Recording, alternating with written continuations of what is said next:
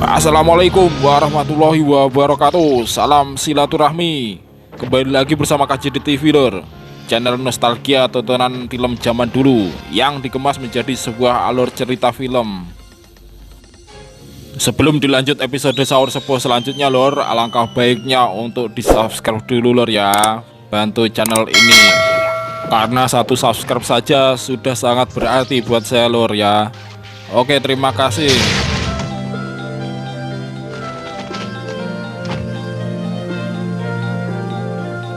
Di episode sebelumnya, pasukan Madangkara yang dipimpin Tumenggung Gardika langsung telah siap menyerang ke Adipaten Singkur.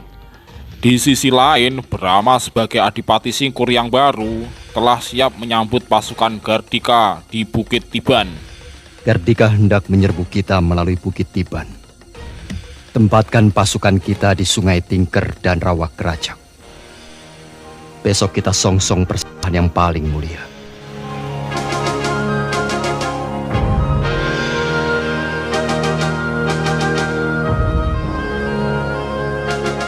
Siasat. Kita jebak mereka dalam lingkaran. Kita jepit pada saat mereka di tengah-tengah.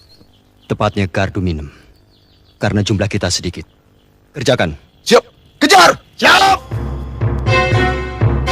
Siap.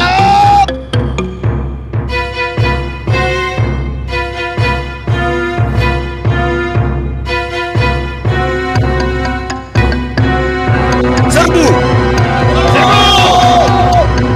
Pertempuran pun terjadi antara pasukan Madangkara yang dipimpin Gardika melawan pasukan Singkur yang dipimpin Brahma. Meskipun pasukan Brahma lebih sedikit dari pasukan Gardika, namun dengan strategi yang direncanakan, pasukan Brahma bisa memukul mundur pasukan Gardika. Tumenggung Gardika yang melawan Brahma langsung juga tak mampu mengalahkan Brahma, meskipun semua ajian andalannya telah dikeluarkannya.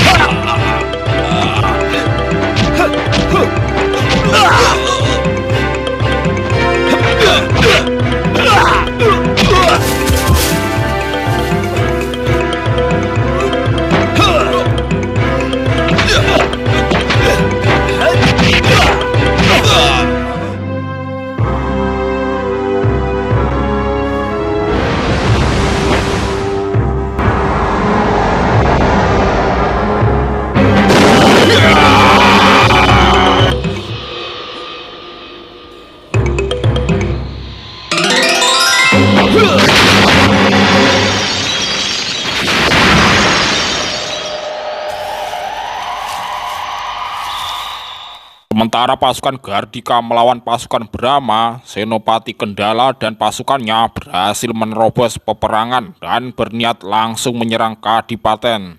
Beruntung di tengah perjalanan, Senopati Kendala dan pasukannya berpapasan dengan Mantili dan Raden Samba. Raden Samba dan Mantili pun langsung menyerang mereka, sampai akhirnya Kendala melarikan diri. Betul, Kadipaten dalam bahaya karena sedang kosong.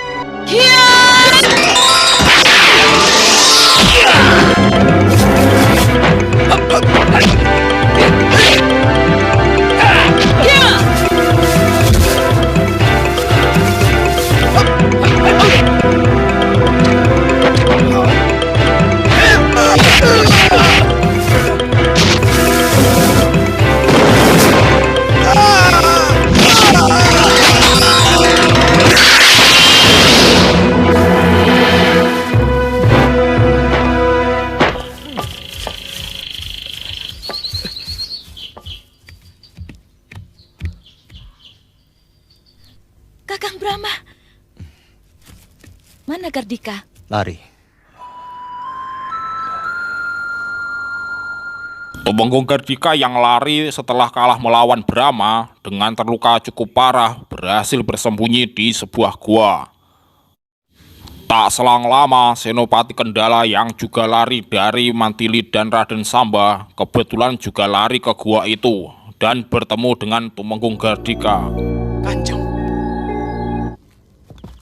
Pasukan kami diporak-porandakan Mantili dan Raden Samba. Kanjeng, Apa yang terjadi?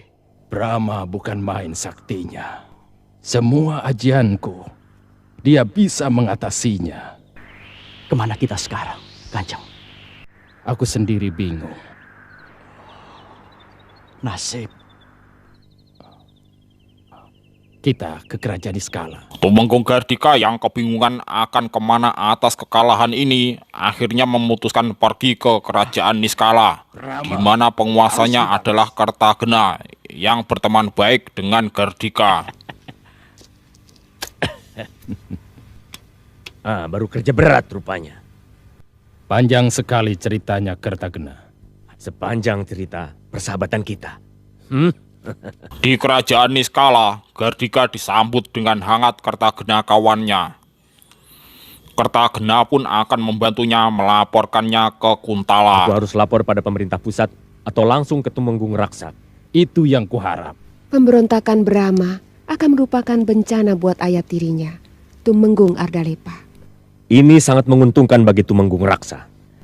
Bagi Tumenggung Raksa, kesempatan inilah tepat waktunya untuk menghancurkan Tumenggung Ardalepa. Sementara itu Brahma dan yang lainnya langsung pergi ke Madangkara untuk membersihkan Madangkara dari sisa-sisa pasukan Gardika. Dan akhirnya Madangkara bisa dikuasai Brahma dan pasukannya. Bawa pasukan secukupnya. Bersihkan keraton dari sisa-sisa Antekardika.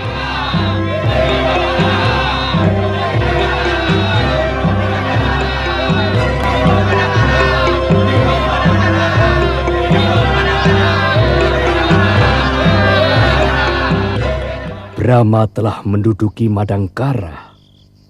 Benar, Kanjeng. Jauh di negeri Kuntala, Tumenggung Raksa yang mendengar pemberontakan Brahma merasa ini adalah kesempatan untuk menyingkirkan Tumenggung Ardalepa. Ya, dengan adanya pemberontakan Brahma di Madangkara, apalagi Mantili juga ikut terlibat, jelas ini akan menyulitkan Tumenggung Ardalepa di Kuntala yang sebagai orang tua Brahma dan Mantili. Musuh Kuntala ada di genggaman tanganku. Aku sudah mendapatkan laporan bahwa Brahma telah menduduki Madangkara. Sekarang kewajiban kerajaan Kuntala untuk merebutnya kembali.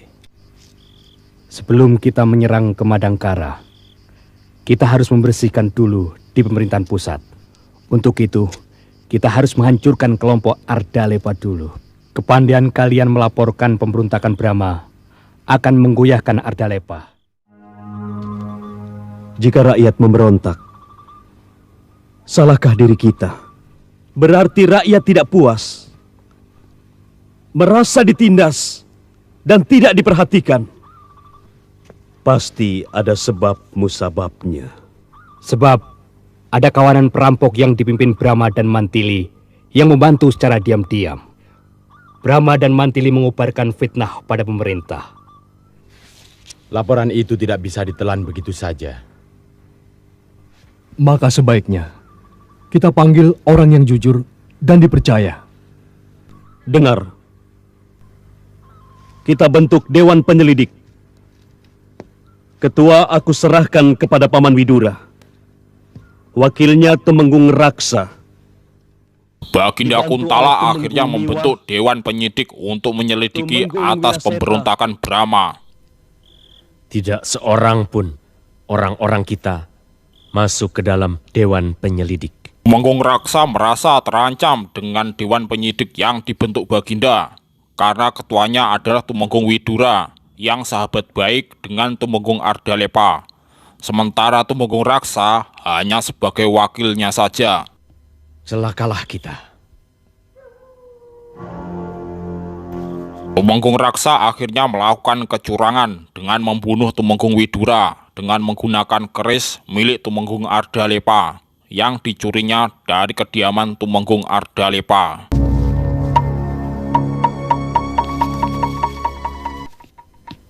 Ada apa, Paman?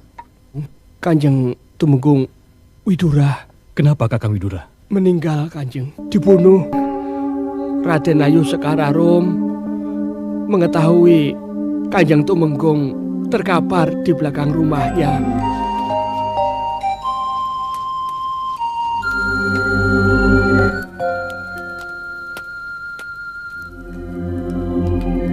Gardika, Ya, periksa semua rumah para tumenggung.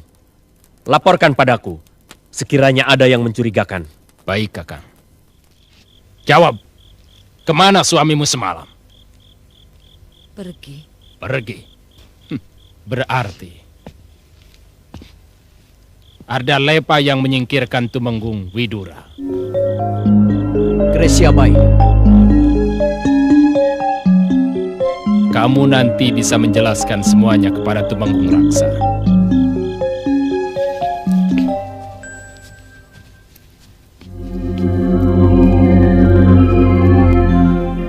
Aku temukan ini di rumah Tumenggung Ardalepa, Kakang. Mohon Paduka lihat bukti ini. Setiap orang kenal milik siapa keris ini.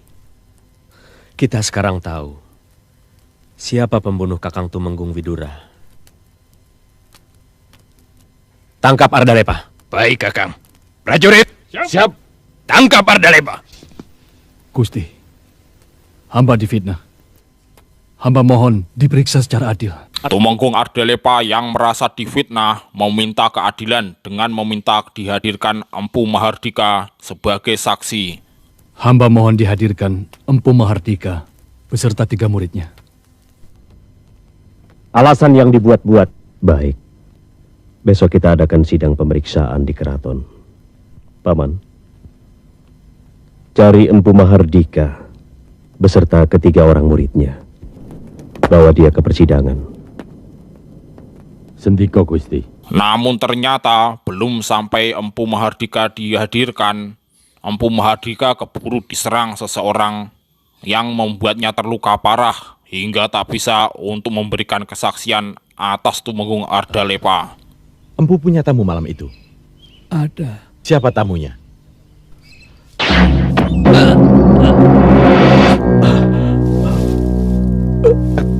Katakan Empu. Tamu siapa itu? Ini pasti perbuatan Ardalepa. Tidak mungkin.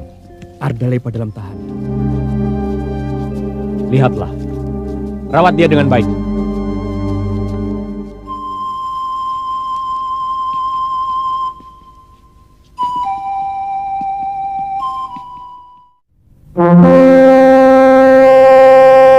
Bagaimanakah kisah selanjutnya? Bagaimanakah nasib Tumenggung Ardalepa atas fitnah yang ditujukan kepadanya? Nantikan di episode selanjutnya. Terima kasih telah menonton. Assalamualaikum warahmatullahi wabarakatuh. Salam silaturahmi.